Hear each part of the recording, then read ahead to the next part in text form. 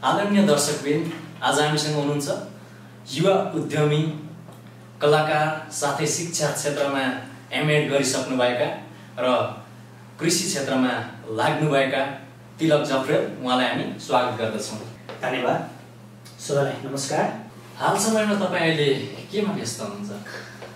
अहिले वर्तमान परिस्थिति कोरोना भाइरसको कारणले गर्दा विश्व नै लकडाउनमा छ, विशेष गरी नेपाल पनि लकडाउनमा छ र यस्तो अवस्थामा म अहिले कृषि क्षेत्रमा आबद्ध छु। म यो कृषि क्षेत्रमा अहिले मात्र होइन 3 वर्ष अगाडिदेखि नै आबद्ध थिएँ र अहिले झन् परिस्थितिले नै हामीलाई कृषितर्फ लाग्ने देखाएको छ र अहिले पनि मेरो झन्डै 10 भन्दा बढी टनेलाहरू छन्। मेरो त्यहाँ टिम छ, काम गर्ने भाइहरू छन्, मेरो अन्य वर्कर साथीहरू छन्, भाइहरू छन्, जसले गर्दा यो कामहरू सम्भव भएको छ र झन्डै 5000 भन्दा बढी टमेटोका बोटहरू त्यहाँ लगाएको छ, प्याजहरू लगाएको छ, विशेष गरी नगदे बालीहरू लगाएको छ ताकि भोलि बजारमा, भोलि हाम्रो क्षेत्रमा, समुदायमा चाहिँ नगदे बालीको अभाव नहोस् भनेर म अहिले कृषि क्षेत्रमा आबद्ध भइरहेको अवस्था छ। अनि तपाईँ त धेरै कुरामा व्यस्त हुनुहुन्छ, कलाकारिता क्षेत्रमा, मुभी इन्डस्ट्रीमा पनि हुनुहुन्छ, यता स्टडी पनि छ, कृषि पनि छ। अनि कुन क्षेत्रलाई कसरी सम्हालिराख्नु भएको छ, कसरी चाहिँ समयलाई म्यानेज गरिराख्नु भएको छ तपाईँ? यो कुरोभन्दा सबैभन्दा ठुलो कुरो त समयको व्यवस्थापन हो। मैले समयलाई चाहिँ एकदमै सही तरिकाले व्यवस्थापन गरे जस्तो लागिरहेको छ र अर्को कुरो भन्दा कृषिको कुराहरूमा म एक्लै म गर्न सक्दिनँ। मसँग टिम छ, मसँग अन्य सहयोगी साथीहरू छन्, सहयोगी भाइहरू छन्, जसले गर्दा कृषिमा म कृषिका कामहरू गर्न सफल भएको छु। त्यसै गरी पढाइको क्षेत्र अब मैले भर्खरै शिक्षा क्षेत्रमा एमएड कम्प्लिट गरेँ र अहिले पढाइ क्षेत्र मेरो त्यत्तिकै नै छ र अब केही वर्षपछि अलिकति यो लकडाउनको कुलो भइसकेपछि, यो कोरोनाको डर हटिसकेपछि र एमफिल पनि मैले जोइन गर्ने इच्छा गरेको छु। र कलाकारको क्षेत्रमा भन्ने भने यो भनेको एउटा पार्ट टाइम जस्तै छ। कहिलेकाहीँ राम्रो मुभीहरूबाट अफर आउँछ, कहिलेकाहीँ अन्य गाना म्युजिक भिडियोहरूबाट अफर आउँछ र त्यो बेलालाई चाहिँ मैले किनभने पहिलेदेखि नै एउटा बाल्यकालदेखि नै एउटा इन्ट्रेस्ट भएको कारणले गर्दा केही समय मैले त्यतातिर पनि दिइरहेको छु। तपाईँ बढी चाहिँ समय तपाईँ कृषिमा दिनुभएको छ। हजुर हजुर। धेरै मान्छेले भन्छन् कृषि चाहिँ यो तल्लो काम हो, एउटा नपढेकोले गर्ने, अशिक्षितले गर्ने।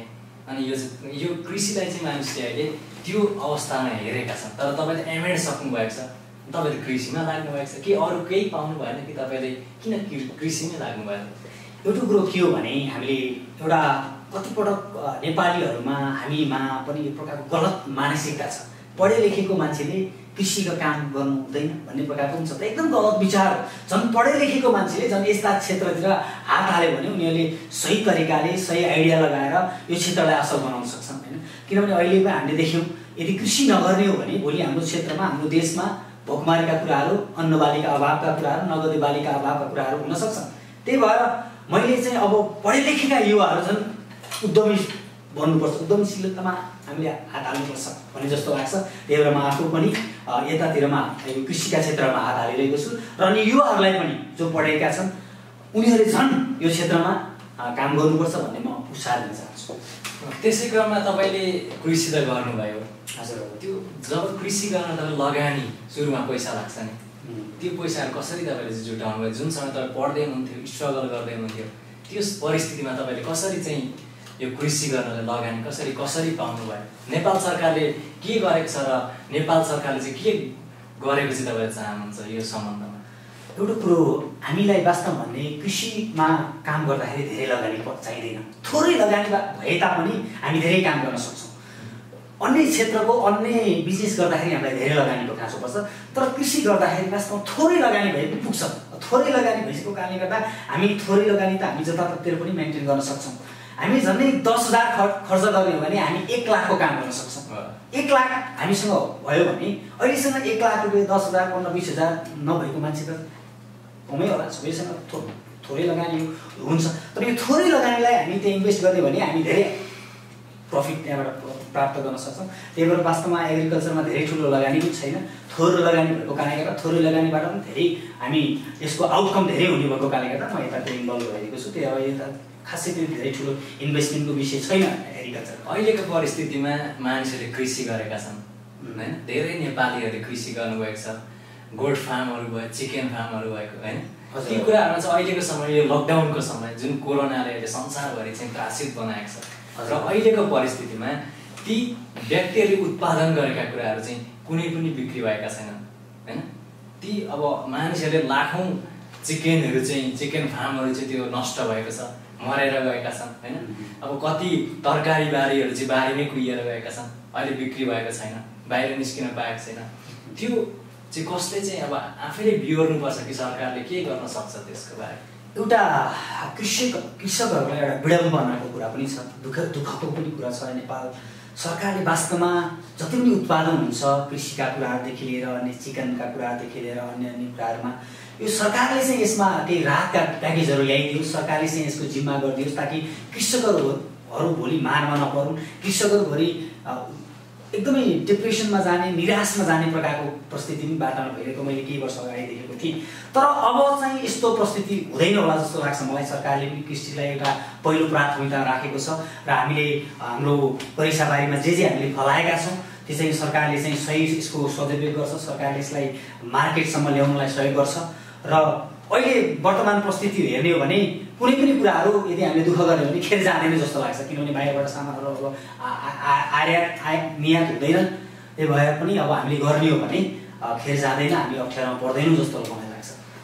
अहिले नेपाली बजारहरूमा हामीले देख्न सक्छौँ होइन, नेपालमा धेरै उत्पादन भएका छन्, तरकारी बारीहरू धेरै उत्पादन छन्, बारीमा कुहिरहेका छन् होइन, तर पनि भारतबाट निर्यात भइरहेका छन् तरकारीहरू, लाखौँ करोडौँ अरबौँको तरकारीहरू चाहिँ यो समयमा चाहिँ भारतबाट आइरहेको छ। तर नेपालको ती तरकारी बारीहरू चाहिँ कुहिएर गइरहेका छन् होइन। त्यसलाई चाहिँ कसरी व्यवस्थापन गर्न सकिन्छ? म चाहिँ यस विषयमा के भन्न चाहन्छु भने सरकारले चाहिँ पहिलो प्राथमिकता चाहिँ हाम्रै देशमा फलेका कुराहरूलाई, स्वदेशका कुराहरूलाई पहिलो प्राथमिकता दियोस्।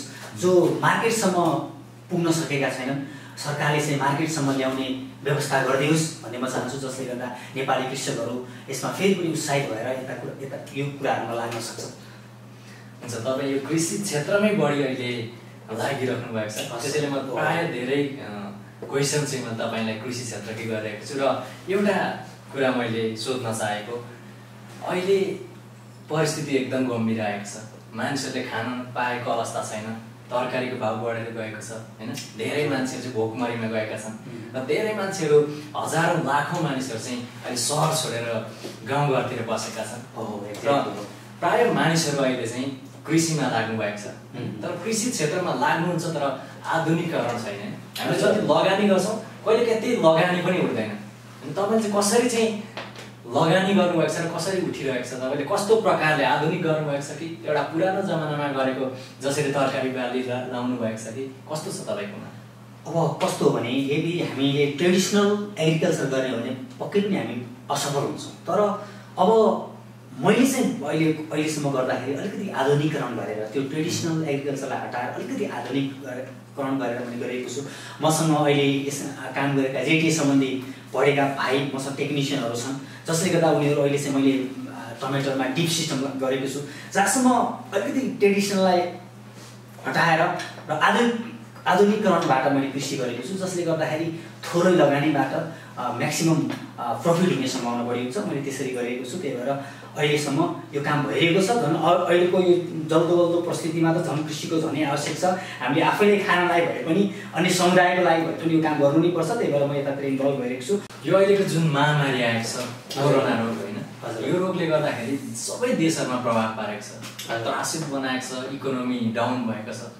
अनि जुन युवाहरू चाहिँ अहिले धेरै देशहरूमा गएका छन् र ती देशहरूबाट चाहिँ आउने क्रम एकदमै बढ्दो छ। ती व्यक्तिहरू अब नेपालमै आउँछन् र नेपालमै केही गर्न चाहन्छन् र ती व्यक्तिहरूलाई चाहिँ अब कसरी चाहिँ तपाईँ प्रेरणा दिनुहुन्छ त? ती व्यक्तिहरू जुन व्यक्तिहरू खाडी मुलुकमा पसिना बगाएर पैसा कमाइरहेका थिए, फ्यामिलीलाई पालिरहेका थिए होइन, अब त गाह्रो छ, अनिकाल आउला जस्तो छ। अब ती व्यक्तिहरू आएर चाहिँ कसरी चाहिँ नेपालमा के गर्न चाहिँ उनीहरूले सक्छन्? हाम्रो देश एउटा कृषि प्रधान देश हो। हाम्रो देश चाहिँ जलस्रोतले सुसम्पन्न देश हो, हावापानी एकदमै राम्रो छ हाम्रो देशको। र यदि युवाहरू अब जो विदेशबाट फर्केर आएका छन् उनीहरू गाउँ बसेका छन्, धेरै सहरका युवाहरू पनि गाउँ बसेका छन्। हाम्रो देश म भन्छु एकदमै सुन्दर छ। यहाँ दुःख गर्ने हो भने नफल्ने नहुने कुराहरू केही पनि छैन। हाम्रो पहिलेदेखि नै हाम्रो देश नेपाल भनेको एउटा कृषि प्रधान देश भनेर चिनेको देश हो। अहिलेको समय र परिस्थितिले पनि अब कृषितर्फ नै हामी उन्मुख हुनुपर्छ, कृषितर्फ लाग्नुपर्छ भन्ने प्रकारको सङ्केत देखाएको छ। अब जति पनि फर्केका युवाहरू छन्, हामी भनेको सबै व्यक्तिसँग प्रत्येकमा केही जमिन नभएको त कुनै व्यक्ति नै छैन, प्रत्येकको आफ्नो जग्गा जमिन छ। अब त्यो जग्गा जमिनलाई यदि हामीले एकदमै 2-4 घन्टा पनि दुःख गर्ने हो, परिश्रम गर्ने हो भने हामी हरेक प्रकारका अलिकति आधुनिकीकरण गरेर पहिलाको ट्रेडिसनल सिस्टमलाई हटाएर अलिकति आधुनिकीकरण गरेर केही कृषिहरू गर्ने हो भने हामीले कृषिको माध्यमबाट पनि हाम्रो देशलाई सुसम्पन्न बनाउन सक्छौँ। भोलि भोकमारीबाट हामी अलग हुन सक्छौँ। हामी विदेशमा बिचरा हामी युवाहरू कतिपटकमा भन्नैमा लाग्छ, यो ट्युबाट मास्टर पढेका युवाहरू, पढे लेखेका युवाहरू नेपालमा केही गर्न नसकेर बिचरा बाहिर विदेशमा, युएसएमा, अस्ट्रेलियामा, बाहिर खाडी मुलुकमा गएर 14, 15, 16 घन्टा काम गर्छन् त्यही पैसाको लागि। यदि 2-4 घन्टा 7-8 घन्टा पनि नेपालमा दुःख गर्ने हो भने हामी नेपाललाई पनि कृषिको माध्यमबाट एउटा सुसम्पन्न विकसित राष्ट्र बनाउन सक्छौँ। तर दुःख चाहिँ गर्नु पर्यो, के हामीले हात बाँधेर बस्नु भएन। 2-4 घन्टा हाम्रो खाली जमिनमा अब मेहनत गर्नु पर्यो, काम गर्नु पर्यो, अलिकति आधुनिकीकरणका साथ अगाडि बढ्ने हो भने भोलि हामी हाम्रो देश नेपाललाई कृषिको माध्यमबाट सुसम्पन्न र विकसित राष्ट्र बनाउन सक्छौँ र यस्ता प्रकारका भोलि हुन आउने भोकमारीहरूबाट हामी छुटकारा पाउन सक्छौँ। यही सन्देश म दिन चाहन्छु सम्पूर्ण युवाहरू जो फर्केर आएका छन्। तपाईँहरू आउनुभएको छ, सही ठाउँमा आउनुभएको छ। अब दुःख गर्नुहोस्, खाली जमिनलाई प्रयोग गर्नुहोस्, अलिकति आधुनिकीकरणबाट कृषि गर्नुहोस् र भोलि हामी यो देश नेपाललाई सुसम्पन्न बनाउन सक्छौँ। हुन्छ, तपाईँले आज धेरै कुराहरू हाम्रो दर्शक माझ तपाईँले पुर्याउनु भएको छ। जो तपाईँ शिक्षामा पनि माथिल्लो स्तरमा हुनुहुन्छ, मोडलिङको कुरामा, कलाकारिताको क्षेत्रमा र कृषिमा पनि तपाईँ धेरै पहिलेदेखिको अनुभव छ र तपाईँले भन्नुभयो आज चाहिँ कृषिबाट पनि नेपालले चाहिँ केही उत्पादन गर्न सक्छ, आर्थिक इकोनोमी चाहिँ माथि पुर्याउन सक्छ र सरकारले पनि कृषिलाई चाहिँ पहिलो प्राथमिकता दिनुपर्छ भन्ने तपाईँले भन्नुभएको छ। र यो कुरा चाहिँ प्रत्येक हामीले जति पनि दर्शकहरूले देख्नुभएको छ, तपाईँहरूले चाहिँ यो कुरालाई लागू गर्नुभयो भने, जुन उहाँले गर्नुभएको छ, आधुनिकीकरणको कुरा गर्नुभयो, आधुनिकीकरणलाई चाहिँ हामीले अपनाएर कृषिमा हामी लाग्छौँ भने हामीले अवश्य पनि हामीले आर्थिक प्रगति गर्न सक्छौँ। हुन्छ, धन्यवाद। र तपाईँ अन्तिम समय हाम्रो भइसकेको छ र सम्पूर्ण दर्शक वृन्दहरूलाई तपाईँले के भन्न चाहनुहुन्छ? सबैलाई धन्यवाद। तपाईँहरूले यसरी एकदमै चासो देखाएर हाम्रो भिडियो हेरिदिनुभयो। अनि विशेष सर हाम्रो एमपी सर, तपाईँलाई पनि धेरै धेरै धन्यवाद। तपाईँले यसरी आफ्नो स्टुडियोमा मलाई बोलाउनु भयो र मेरो कृषि क्षेत्रका र मेरा केही कुराहरू तपाईँले प्रस्तुत गर्ने मौका दिनुभयो। म तपाईँलाई धेरै धेरै धन्यवाद दिन चाहन्छु र विशेष गरी हाम्रो दर्शक महानुभावहरूलाई धेरै धन्यवाद दिन चाहन्छु। तपाईँले यसरी आफ्नो अमूल्य समय छुट्याएर मलाई यसरी यो भिडियो हेरिदिनु भयो। तपाईँहरूले केही कुराहरू जिज्ञासा छ भने यसको बारेमा तपाईँहरू हाम्रो एमपी सरको च्यानलमा तपाईँ राख्न पनि सक्नुहुन्छ। हुन्छ, सबैलाई फेरि पनि धन्यवाद, नमस्कार।